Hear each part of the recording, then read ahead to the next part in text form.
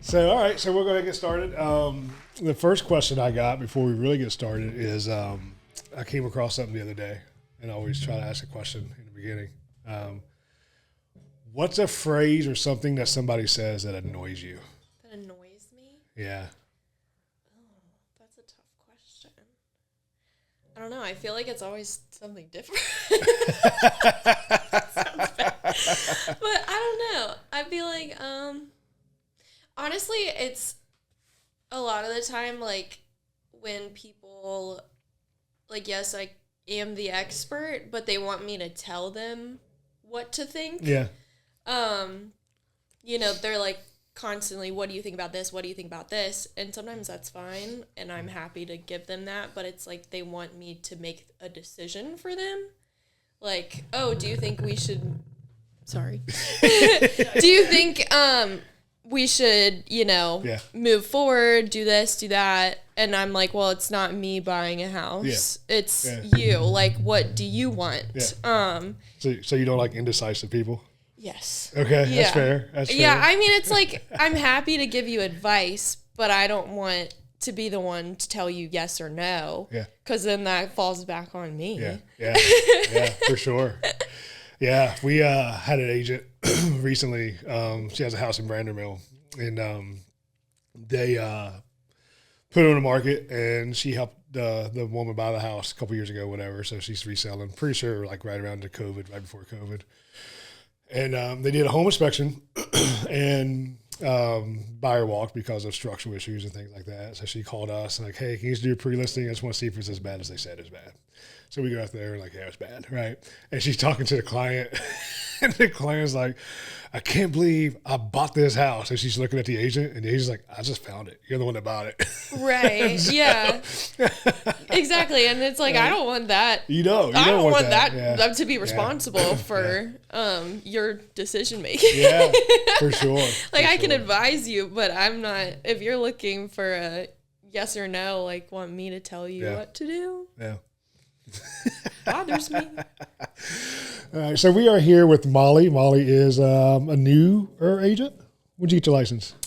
End of April, beginning of May was when I really got started. Nice, and she's over at Mission Realty, powered by Real, as they say. So Mandy was on vacation and doing Mandy things. So felt like it would be a good idea to talk to you, and the reason being is because you went to college, right? Where'd you go to college at? I went to UVA and I played softball there. I got my undergrad in business, so I studied marketing and management. Mm-hmm. And then I also played softball at JMU and got my master's in leadership. Yeah, she's a softball phenom, record holder, all those things. But so you came in post-COVID, and this is what's interesting to me because obviously during COVID, lots of deals. Market was crazy. Everybody joined real estate that could at that point, it seemed like, right? Because everybody wanted to be rich because that's what happens, right? You become a realtor and you're rich. Exactly. And then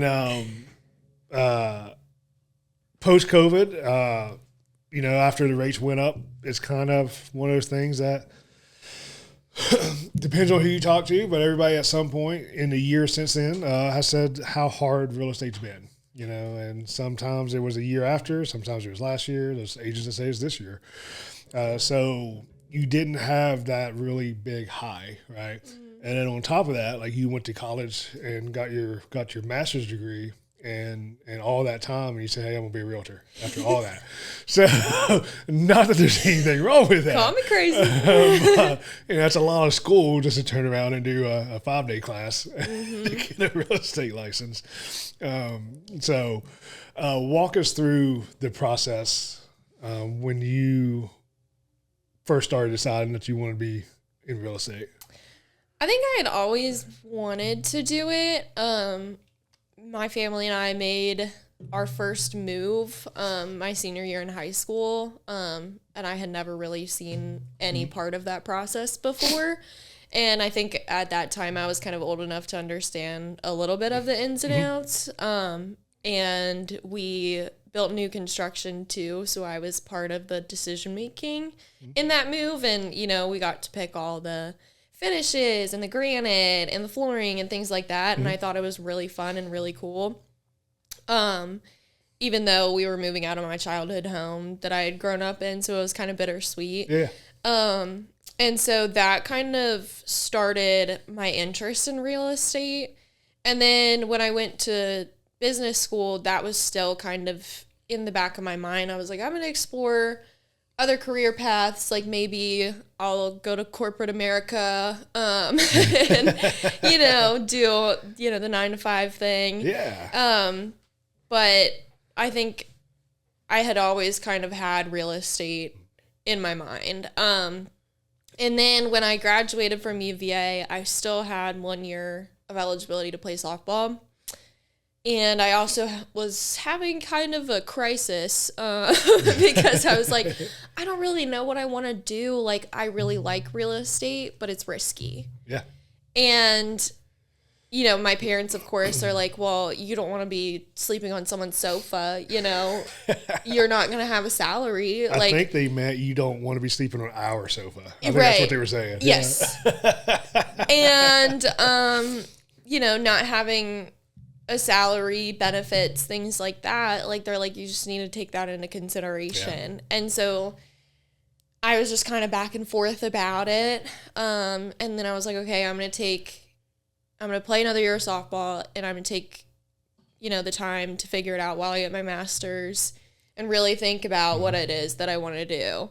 And so I think those 2 years were really, really good for me. I don't think I would have done well if I had jumped right into it out of my undergrad. I feel like I was just kind of all over the place, and I didn't really have like a firm foundation of like, these are my goals. This is what I want to accomplish. Right. This is what I want to do. So then going through my master's, I got my real estate license while I was finishing up school. And at that point I was like, I'm going to do this. I think it meets, like, real estate kind of combines everything that I'm interested in and everything that I'm good at. And I think I can do it. And I was able to, play another year of softball too. So it just kind of made sense for me. Yeah. It is a lot of school. Yeah, it's a lot of school. For then going and getting my real estate license too, which is a little bit more studying. Yeah. But yeah, I think my school set me up well too with what I studied. It kind of laid the foundation of marketing strategy and things like that that do apply to my day-to-day. Yeah, we talk a lot about marketing, business, and things like that, and how so many agents don't understand the business side of it, right? They story that I tell a lot is there was a mastermind a few years ago, and there was 100 agents in the room, and the speaker asked them, how many of you know how much your splits were, how much money you spent on marketing, how much you spent, and like 20 of them raised their hands. So 80% of that room had no idea what a P&L was, basically, what their P&L was for the previous year. And that's where a lot of agents kind of, stumble, right? So the fact that your undergraduate was in business and all that stuff, for sure, I'm sure helped with that. And then I would imagine that going on, especially all the way up to your master's and going to schools like UVA, James Madison, it helped set some framework, and some habits. Yeah. Some good, some maybe not, but so that way, because it's hard. It's hard when you're, if you jump in at 18, 19, 20 years old, because I've seen those and they're just lost, right? One of the things that we deal with right now, which was different than when I was growing up back in the 1900s, is when my son was in elementary school and my daughter, but they didn't have homework, right? And going into middle school from there, and it wasn't even just the homework, it's just that they didn't turn in their assignments at the one time, but nobody cared as long as you get it to us, right?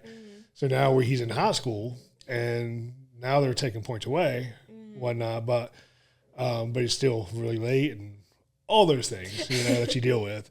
But all that to say that, if you come from that environment now, like it's not good for you to set those good habits because those bad habits have already been established, right? Right. Yeah. So it's really hard to get out of that mindset and that mode. And then when you're depending on you for your paycheck, right? It's not, I'm gonna go sleep at my desk for 6 hours and they're still gonna cut me a check in 2 weeks. Exactly. Like Courtney does. I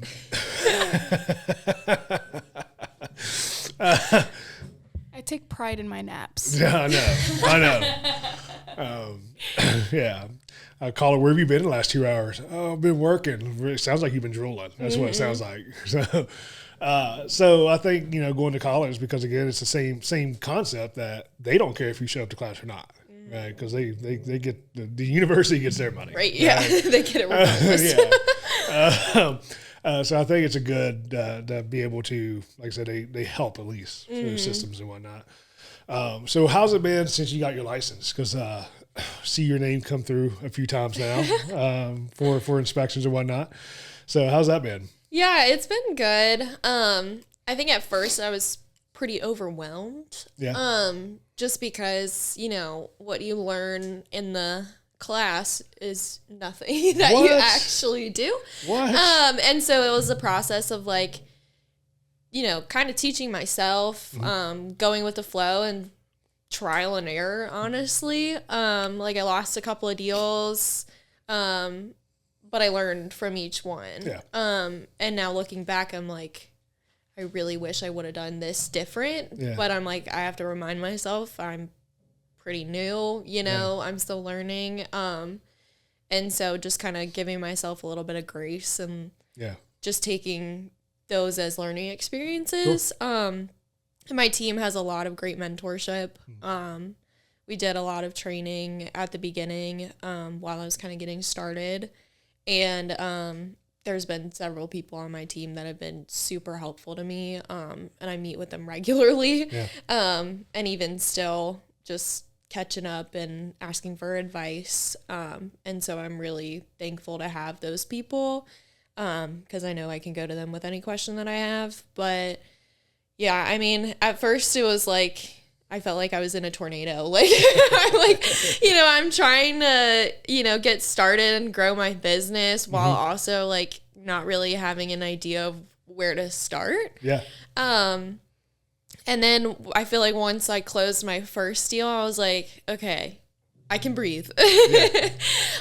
And then, I was really fortunate to just have, some momentum that like people just started reaching out to me and, it kind of has snowballed. And then, I've had a few more closings now and I feel like I'm really just getting my foot in the door, but, definitely more comfortable than I was at the beginning. Yeah, for sure. Yeah, I was like running around I felt like a chicken with my head cut off.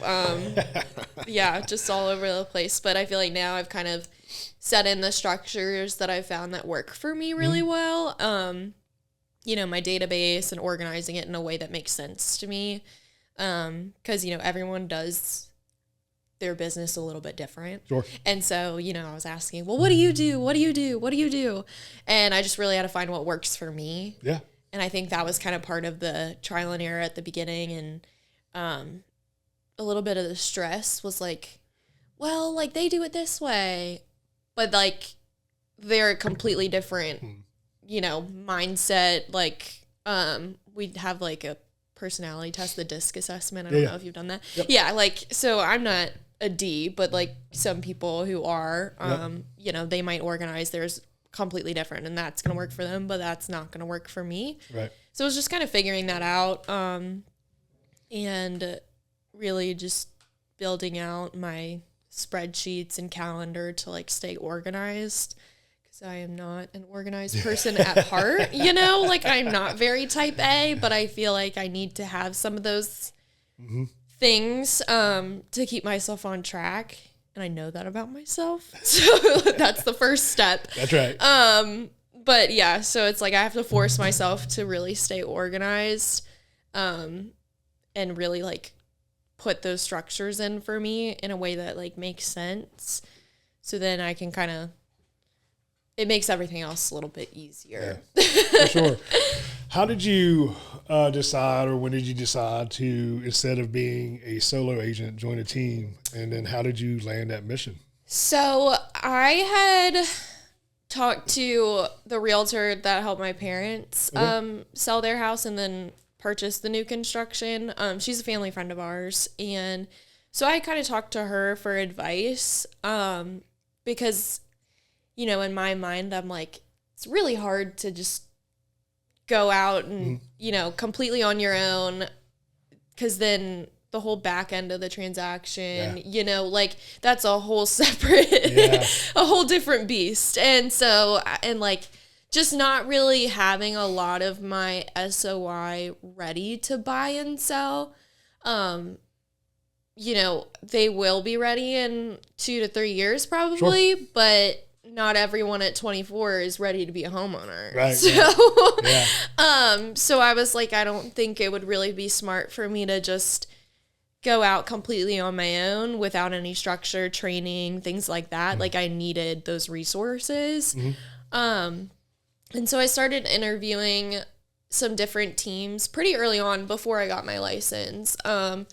And just trying to figure out what they could offer me. And just people-wise who I really clicked with. Right.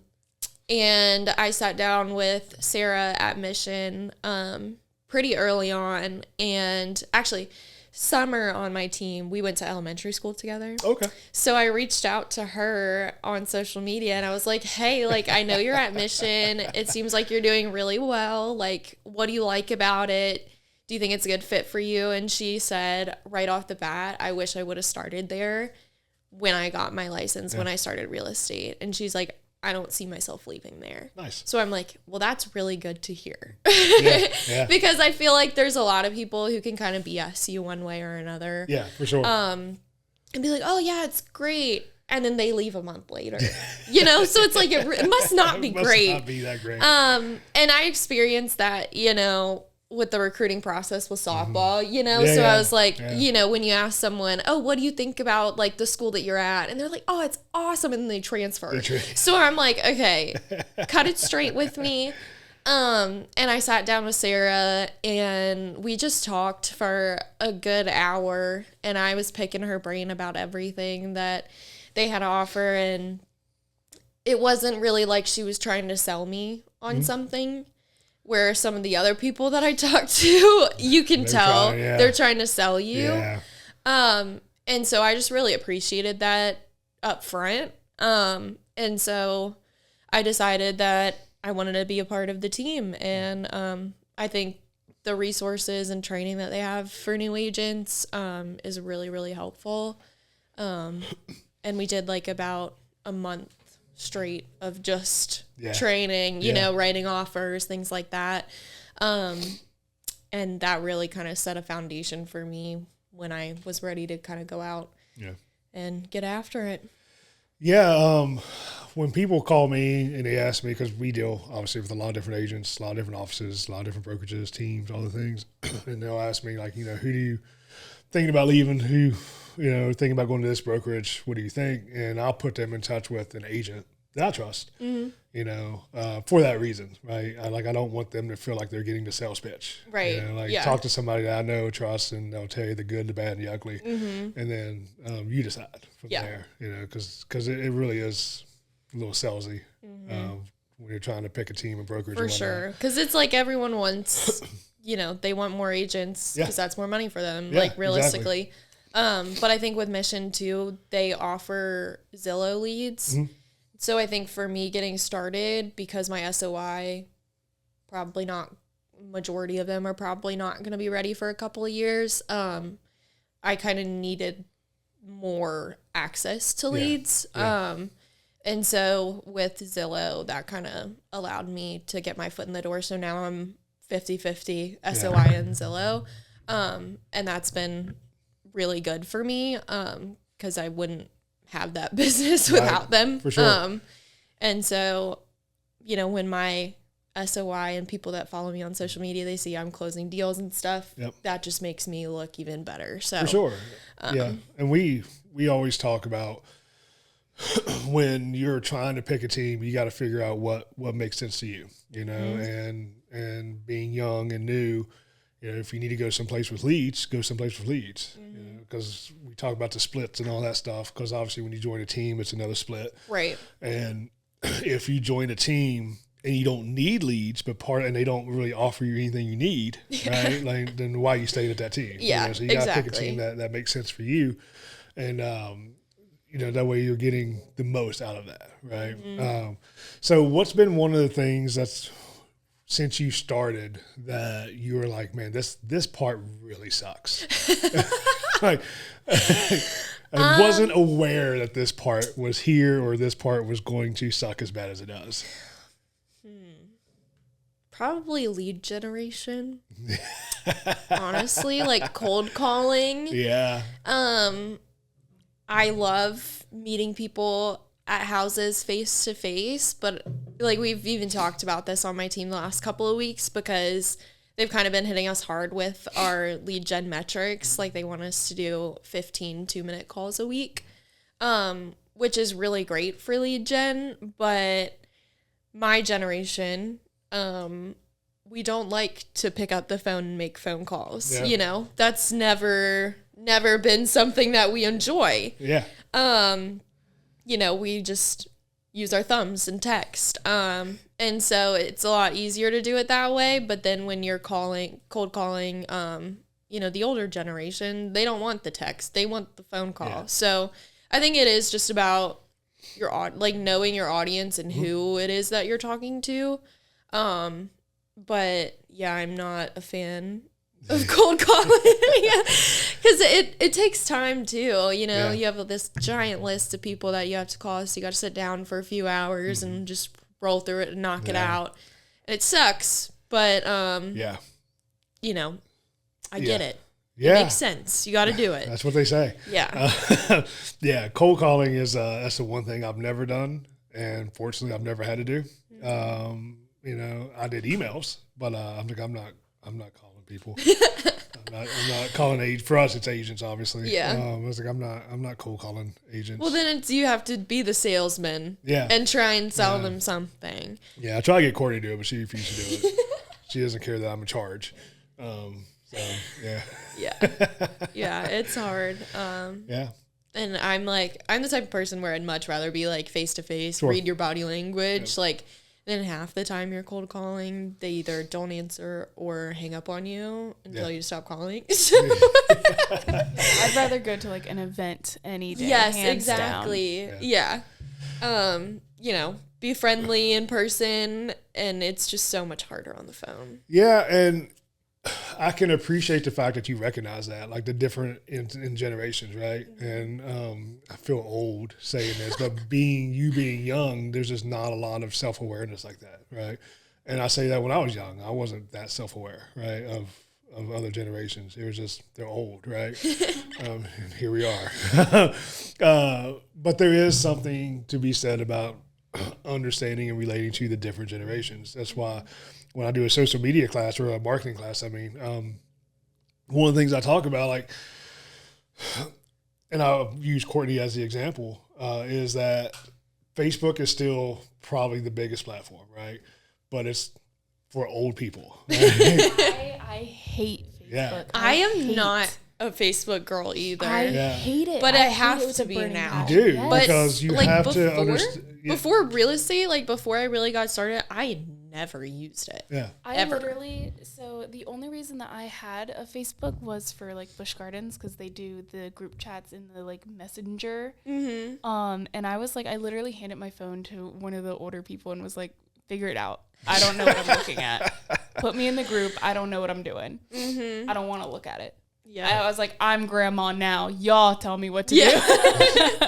Yeah, I only had Facebook because my, aunts and uncles and cousins, that was kind of how I kept up with them. And that was the only thing I used it for. Yeah. Like, I was Instagram pretty much religiously. And now I'm like trying to reach both audiences. Yeah. So I'm like, okay, I have to figure out Facebook. Yeah. And that's why, I tell people, I said, if you want to reach other demographics, you have to be willing to do those different things, like be on the different platforms. Right. Like it's really easy just to be on Facebook, but what happens when that demographic dries up, right? And you've not established yourself on where the younger generations are. Right. I will say now that it's gotten easier to use Facebook because they're all owned by the same company. Yes. So you can just coordinate it all and have one post go to everything. Right. Yeah. When you press the button and it's like share to your stories. Love that. Because it does it for me. Yeah, exactly. Exactly. Yeah. So it's like you're just using Instagram, but you're also technically using Facebook now too. Exactly. Which is nice because then I feel like I'm like, yay, I'm using Instagram, not Facebook, but you still do the posts on the Facebook. Exactly. Yeah. On the Facebook. I like that. The Facebook. The Facebook. The YouTube. Yeah, the YouTube. The Twitter. This is what happens when you work with old people like Courtney. Yeah. Yep. The lingo. Yeah. So, have you run into, because you're young and you're new, right? Have you ran into the issues of trying to convince people to use you? A little bit. I almost feel pressured to kind of sell myself a little bit more to older folks. Right. Just because, I feel like they'll look at me and be like, well, can't be that much older than my kids, And I've actually gotten that comment a couple of times. They're like, they want to ask how old I am without actually asking, And so I'm very careful about what I say in response because I don't want to say, oh, yeah, I'm 24. Yeah. Because then immediately their guard goes up, because they feel like that's too young. Yeah. And people assume that because I'm young, I'm inexperienced or I lack knowledge and things like that, even though I'm highly educated, So there's just kind of a barrier there where it's like, I feel like immediately off the bat, they kind of have their guard up a little bit. So I just try and be like friendly and relatable and, just ask them questions and provide them information at a high level.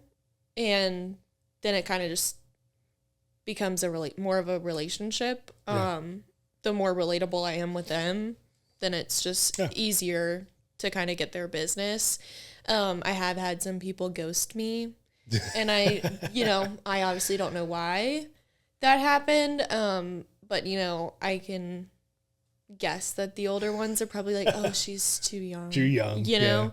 But, then I've had some other older clients who love working with me. Yeah. So, I think at first I definitely kind of felt pressured to, like, really try and be salesy and, like, give them the pitch. But at the end of the day, like, they're humans too. Yeah. Like, I just need to be relatable and personable. Sure. And then provide them good service. Yep. So.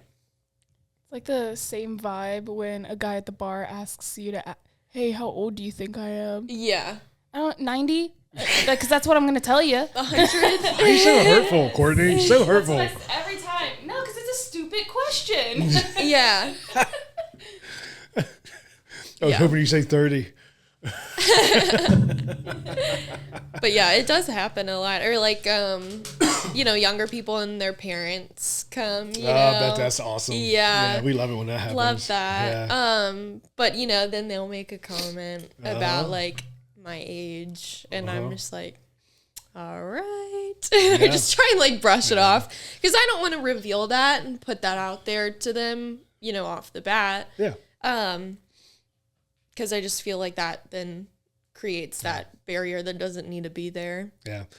Yeah, we there's always a reason why people come up with stuff, right? I had an agent call me one time and she's like, I'm looking for a new home inspector and I was wondering if you have any background in the trades. I'm like, no. So I was in the fire department. I went down the list of why that's relevant, and okay. Like, well, I've been doing this long enough now. Like, I've built a team. Yeah. Tons of reviews. Right. Pretty good at what we do. Exactly. So I don't know why that's relevant. Well, it's like, Betty at 56 could go and get her real estate license now. Yeah. And, she has less experience than me. Yeah.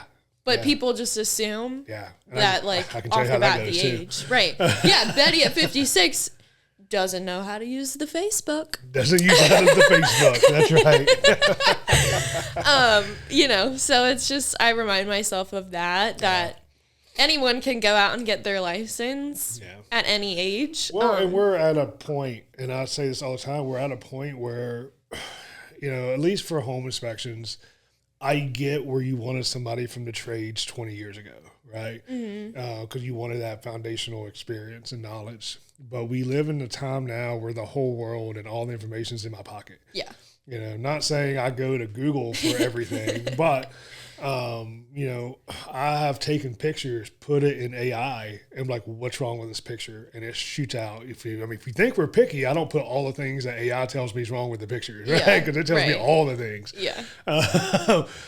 So the ability to learn now has accelerated than what it was 20, 30, 40, 50 years ago. Because there's so many different resources out there. So even if you don't know the answer, you can get it within minutes, if not faster, right? So, and the other good part about being on a team is you have a team to fall back on, right? And that's always, like I tell people, like, if I don't know the answer, I'll get it. Yeah. Whether it's through one of the other inspectors or through one of the relationships we've developed with other trades. And I think that's definitely helped me in my business too, because I can market myself as the team. Yeah. Like, my team has been super successful. And so, especially before I had really even, closed a few deals, it was, well, I'm on one of the top teams in the Richmond area. Yeah. Like, I'm here for a reason. Yeah. And so then that kind of lessens that, like, inexperience a little bit. Just because I have a ton of resources, so I can get the answers if I need to, where if I was completely out on my own, I would be, Googling, hello, what is this? What's wrong with this roof? I tell people, I say, if I'm in the crawl space for a long time, it's because I'm Googling stuff. That's where I do all my research. Yeah. But it's, like we got 2 women on the team now, and I told them, I said, you're going to run into those issues where, the dads are looking at you and they don't trust you because you're a woman, and you got to be able to overcome that and ignore it and push through, right? Because like you said, people ghost you, and when you first start in the business, like, you take it personal, right? Just like that first phone call I got where someone said, "Hey, somebody missed something," right? You're like, oh God, the world's ending, right? Oh, what do I do? How much money do you want? Take it all. I'm going out of business tomorrow now. But after a couple of them, you're like, whatever. And same thing with dealing with just difficult clients. Or like, why did that agent? The first time, like, that agent used to use us. Why don't they use us anymore? Yeah, I didn't know. Right. Yeah. I think I definitely felt some of that, like, early on. At the beginning, I definitely did take it a little bit personal. I'm like, man, like, what did I do wrong? Like, but a lot of the time I would say actually all the time, it's probably not me. Yeah. Like, you don't know what they're doing, feeling, thinking behind closed doors, or if they had a family medical emergency and they just are not doing anything real estate now. So, I just try and remind myself that, like, it's not me.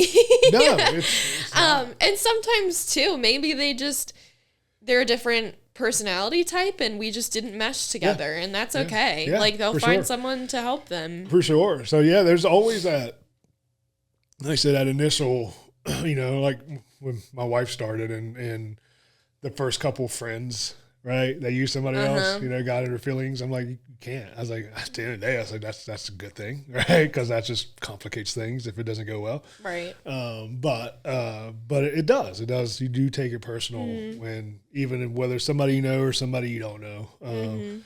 But after a couple of them, you're just like, you know what, it's business. Yeah. Right? It is what it is, and you move on. It does suck when it's, someone that you're close with. Yeah. But, they have their reasons, and I just have to respect that, Yeah. I mean, it's just like when you move in with a friend, right? Yeah. Like, it's that you think it's a good idea. Yeah. And then it's not. Like, you start out as best friends and then it doesn't end up. Yeah, that's right. So, So I think for a lot of that, that's how that kind of goes sometimes, right? But yeah, now, you know, I get a call like, hey, this person's mad because of, and I look at the report, I'm like, oh, they're not going to like my answer, you know, and send the answer and say, hey, you know, read the report, and then they move on and whatever. Or this agent called and they're mad at us, like, womp womp. Guess we don't have to worry about that anymore. Yeah. You know, so yeah, I think I took it a little bit more personal at the beginning too, because I felt like I needed every deal. Yeah. You know? And that's kind of a hard balance. It is, especially when you're starting out. Right. And so now I feel like I'm at the point where I'm like, you know, if they don't want to work with me, they don't want to work with me. And that's okay. Like, 100%. There's going to be someone else that does. 100%. When an agent calls us and say, hey, yeah, I'm looking for another home inspector because, you know, I've had issues with mine, my first question is always, what do they do?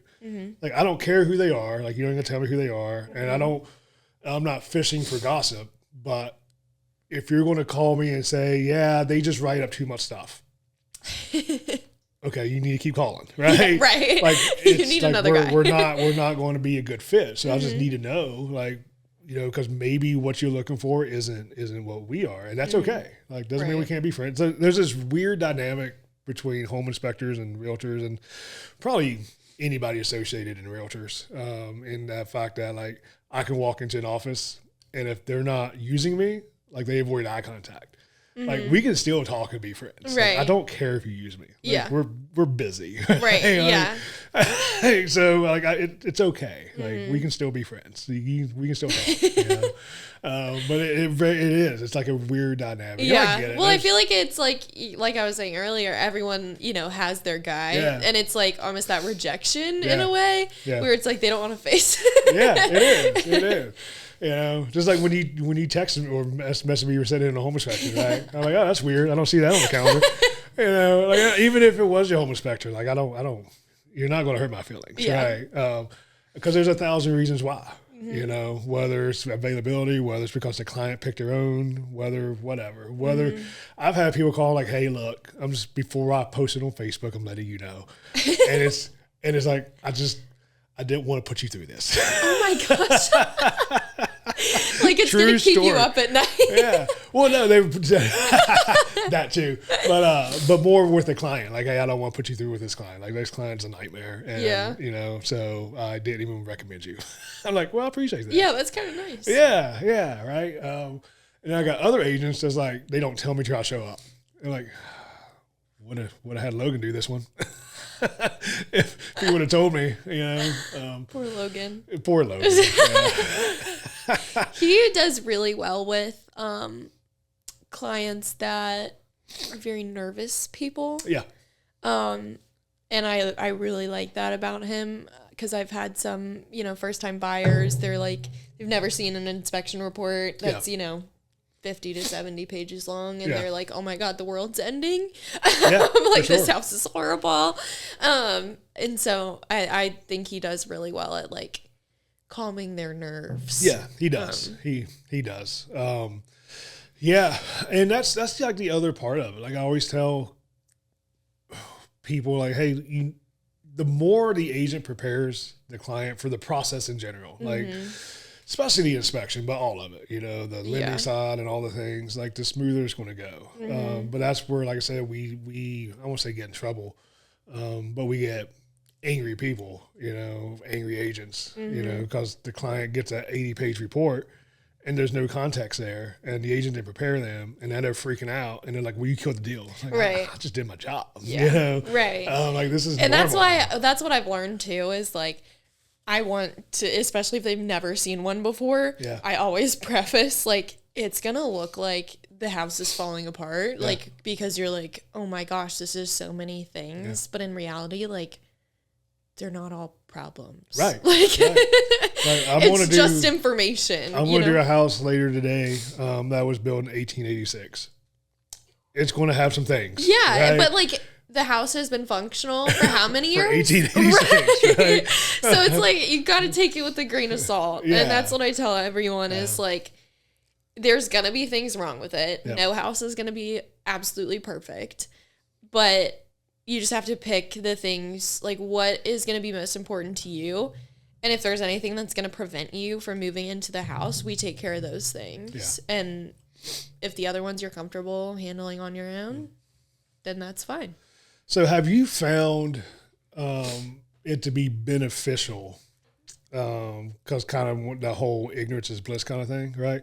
Because like I said in the beginning, during COVID, lots of things were happening, lots of deals were happening. Mm-hmm. And then in the years since then, you know, which I don't know why people thought that was going to go on forever, that kind of market. It was unsustainable. You mean the 2% interest rate? Yeah. Have you found that it's been more beneficial to come into the industry now where there's so much uncertainty, right? Versus going through that and thinking like, hey, this is how it's going to be all the time. And then hit the cliff, right? Yeah, I definitely can see how that would be like difficult for a lot of agents because they didn't really have to try as hard. Yeah. You know, like the business was there at that time. And then now it's like, I feel like there's more and more agents dropping out of the industry because it's getting harder to get business. And I think in the long run, it's beneficial for me because now I know, you know, this is what I have to do to get leads. This is what I have to do to sustain my business. And it's not just kind of handed to me because the market's insane. Yeah. So I think I'm kind of fortunate to not have experienced that. Now I wouldn't complain if it were to happen now. Sure. But, you know, I think it's good to really understand the unpredictability of it in a way and still figure out how to make deals happen. Yeah.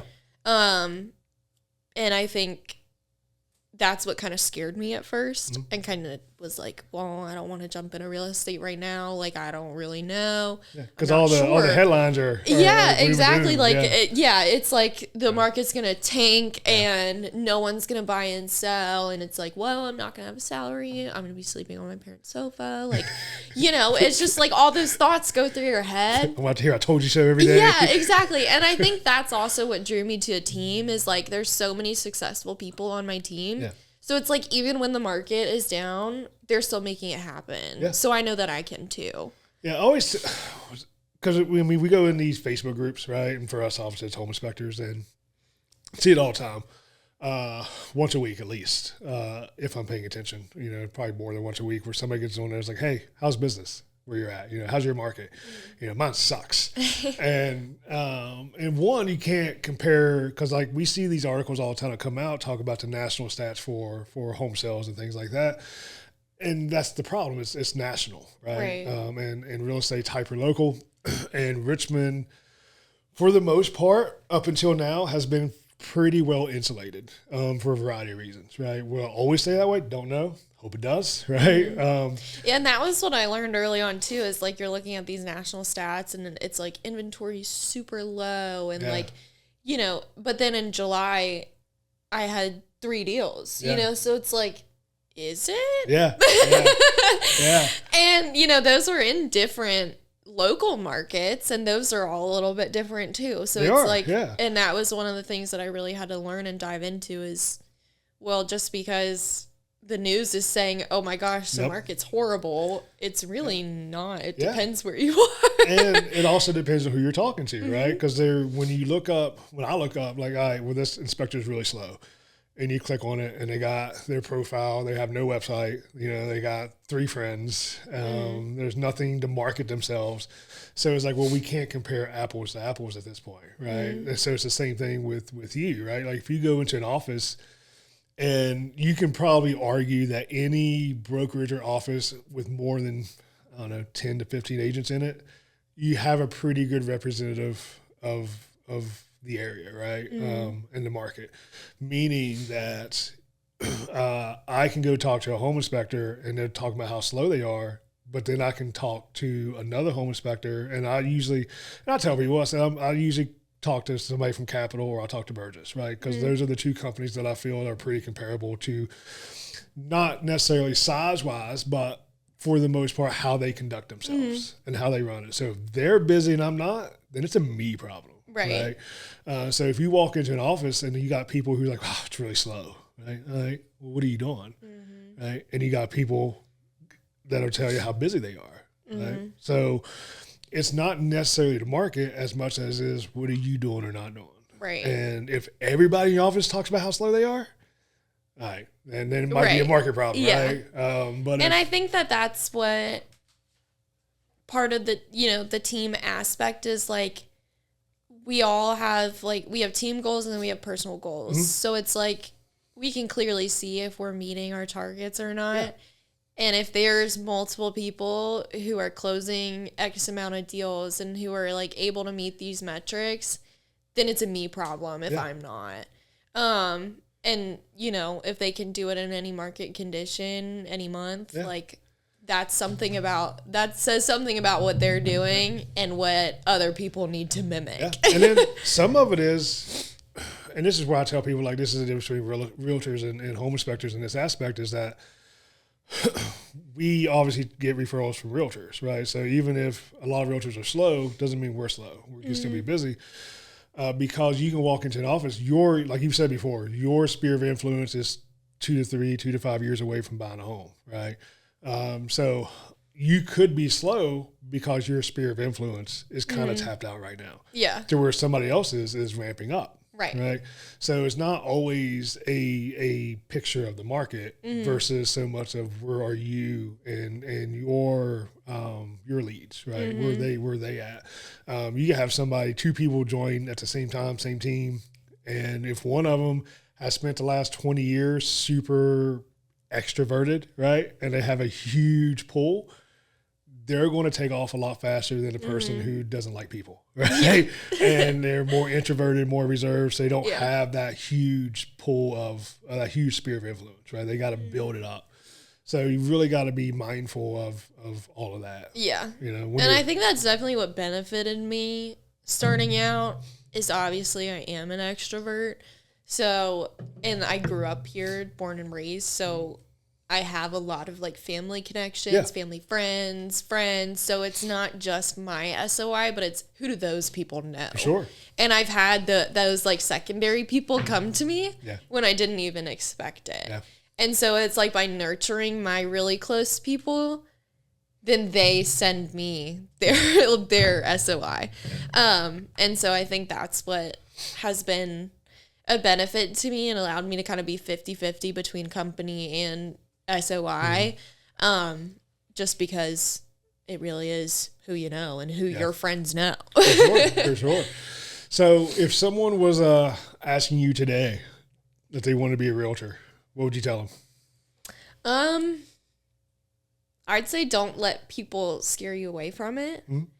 Definitely know the risks, and be okay with that. And I'm glad that I did a lot of thinking about it before just impulsively jumping into it, because I think a lot of people do impulsively just go into it and then they're like, oh my gosh, this is not what I expected. Like, I actually have to grind. I have to really, put in the work. But I think don't let people scare you away from the industry. Because, like we were talking about, if people are doing it consistently, there's a reason for that. Yeah. And that, like, you can do it too. Yeah. And anyone can. You just have to be willing to put in the work for it. But yeah, I think, if you think it's going to be where you can thrive, then do it. Yeah. I think it's really, like I said, think about it, right? Like, really don't just jump into it. Yeah. Because it's easy to jump into. Like, I can take this class. It's a few days, 5 days, whatever it is, take a test, and I'm good, right? Right. But I definitely think, like, a lot of my fears about it in the beginning were driven from other people and what other people were thinking. Like, wait, you're not going to have a salary? Like, your only commission, like, you're not going to have any benefits. Like, what are you going to do for insurance, you know? And, like, yes, they're real questions. And, like, I don't know, even starting out, people ask me, like, if I had thought about that. And I'm like, obviously I thought about that. Well, I mean, you're in a place in your life, not saying you don't need that stuff, but, like, I'm married with 2 kids and I'm 40 years old and I have issues, right? Like, you know, I got knee problems, I got back problems, right? Yeah. So I need, you know, so that is a consideration, right? That was a hard decision to make, going from a job where I got all that stuff, you know, really good benefits. Right. Like, well, now what do I do? I guess I'm dealing with this busted knee for, you know, maybe we'll get better on its own. Just take some Advil and forget about it. Yeah, some Motrin, like in the Navy, right? Back in the Navy days, just shove some Motrin on there. So don't even take it. It's you a just later rub it on problem. there. Yeah, it's tomorrow. Yeah. So it can. So by the time, again, not saying you don't need that stuff and don't want that stuff, but you know, your only child right now is a puppy, right? So that kind of takes the weight off a little bit. Yeah. Right? Not saying nothing can't happen tomorrow. Right. And you're like, man, really wish I had that. Right. But at the same time, like, and I mean, I was young, you know, once, you know, I was invincible, whatever. But like I said, at the end of the day, I think it's a better chance. Cause like I said, if it doesn't work out, like we talked about the other day, you know, if it doesn't work out, you have things to fall back on. Absolutely. Right? Yeah. Versus that person who's, again, like, oh, man, I got all these bills and all these things. Yeah. And I'm well, really I think screwed. too, with real estate, you have to be kind of all in or not. Yeah. You know, and that's kind of the tricky balance, is like, you kind of have to be in a space where it's like, you're not really clawing for each paycheck, you know? Like, obviously you want to be, you know, consistently making money, but, you know, things could happen in the market, and it's, you know, you just don't know. And so I think that it's scary, but I think I was fortunate to kind of be in a stable place already, to where I didn't really feel like I was like feeling a lot of that pressure. Yeah. Yeah. And I'm sure your family's probably supportive. Yes. You know, even though they'll probably say, I told you so, if you get up on their couch. But all that's important though, right? Right. Like, just knowing that I have them to fall back on if I were to ever need that. Hopefully not. Yeah. I mean, between that, you know, the college education and all the things, like you're set up pretty good. Like, if this doesn't work, you know, or if there's a law or there's whatever, I can do something else, and I have other support systems in place, versus like, well, guess we're going to the shelter tonight, guys. I guess we're having my ramen. Cot and my blanket. Yeah. Good thing my daughter likes ramen. You know, so I think it's good. You know, not saying you can't do this as you're older. You know, there's pros and cons no matter when you start a business or whatever. You know, because like I said earlier, you know, being young in the industry, you get those sideways looks sometimes. You know, like, do you really know what you're doing? Like, I'm 42, I ain't got a clue what I'm doing. Right? Well, I asked someone on my team too. I was like, he's been in the business for a while and he does really well. And I was like, when did you stop feeling like an idiot? Like, you know, because it's like something comes up and you're like, oh man, like I should know that, you know? And he's like, I've been in the business 8 years and I still wake up and feel like an idiot every day. And I'm like, well, that's really reassuring. It's like we say, well, you know, in jiu-jitsu, like, I like it. I hope to be good at it someday, you know? And we'll get somebody new like, when does it start clicking? I'm like, I don't know. I'll let you know. Like at the end of the day, you know more than Joe on the street. Yeah, exactly. So, well, I appreciate you coming in. Yeah, thank you. It was fun. Like I said, I thought it was important for someone. Like, it was very fascinating how you got here. You know, going to college, getting your master's, and then diving into real estate, as well as just the timing of it. Because like I said, depending, it's a lot of uncertainty for a lot of different reasons we don't need to get into for all the reasons. But it is. It's a very, very interesting time. And one thing I've said over and over again is that there's no baseline for this. You know, when people ask me, well, you know, year after year, ever since COVID, every year is different. Every market, it's like a different market every year. So it's very interesting perspective from someone who's just jumping in now versus riding that tidal wave from COVID into now.